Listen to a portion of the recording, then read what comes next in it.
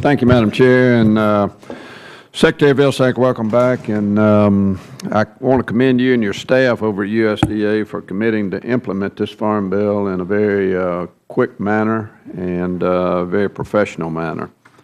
I truly believe we passed a good, solid bill that will work for the people of this nation. It's a bill that reforms critical farm programs, strengthens the nation's food security, protects the livelihood of our farmers and ranchers, and preserves our efforts to remain good stewards of the environment. And I would urge that USDA continue to implement the policies as we intended in the bill, and where you have doubts that you'll come back and ask us for guidance if there is any question about that, as I know you will. I want to ask you very quickly about the Brazil cotton case. In an effort to provide every opportunity to resolve that long-standing WTO case, cotton is not eligible for the new PLC and the ARC programs. Calculation of the cotton loan rate has been modified, and the Department has broad authority to make administrative changes to the GSM Export Guarantee Program, all of which you are familiar with.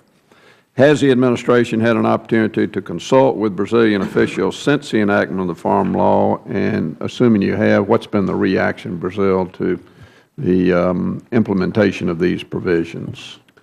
Senator, I think no one wants Brazil to take the next step in this process to convene the committee to take a look at what next steps could occur as a result of the adverse decision that we suffered. We have been negotiating and discussing with the Brazilians an effort to resolve this.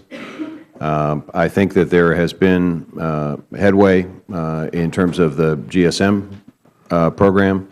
We are doing an effort to try to educate the Brazilians on the precise nature of the steps that were taken in this Farm Bill. It's very complex. It's very difficult. And so we're in the education process to make sure that they understand that the Congress made a good faith effort to respond to the concerns that were expressed in the WTO case. Those conversations are ongoing, and it's my sincere hope and belief that we will continue to work with the Brazilians until we get to a resolution, and we're hopeful that gets done soon. Well, obviously, all of us are hopeful that a resolution of this will be forthcoming in the short term. Assuming Brazil takes a drastic step to ask for a review panel, I'm assuming that the Department is well prepared to defend the cotton industry on this. We are, and we will. Yeah.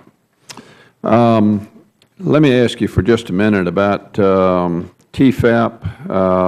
Obviously, we've seen a decrease in TFAP by about 24% over the last several years, and we've put some very positive provisions in the Farm Bill relative to additional funding for TFAP.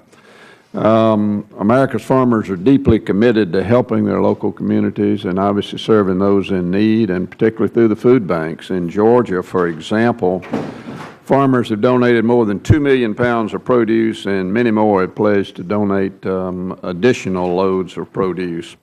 I know that food waste is an issue that USDA is focusing on, and I'd just like to ask you about grants and other programs that can help food banks capture more nutritious produce and get it to the people that need it. Senator, we are working on that. You know, we have over 2,000 people's gardens that we helped us generate at USDA facilities, donating over 3 million pounds of produce to food banks across the country. We are working on trying to create additional applications that could be used by those who are delivering fruits and vegetables, say, to a restaurant. For whatever reason, if it doesn't meet the standard of the restaurant, we'd like them to have an application that they could click on to see where the nearest food bank would be that would be willing to accept that produce that was not grade A for the restaurant but was perfectly fine for other uses. So that is part of our food waste effort. We are lining up partners in the private sector. We have over 200 that have already agreed to work with us on reducing food waste, on portion sizes, on reusing food, and on recycling food. So there is a major focus on this. Great. Well, again, thanks very much for your quick implementation of the Farm Bill. It's not going to be easy. They never are easy, but I will have to say that I have seen more activity out of the FSA offices at the local level over the past 3 or 4 months than I've seen in a long time.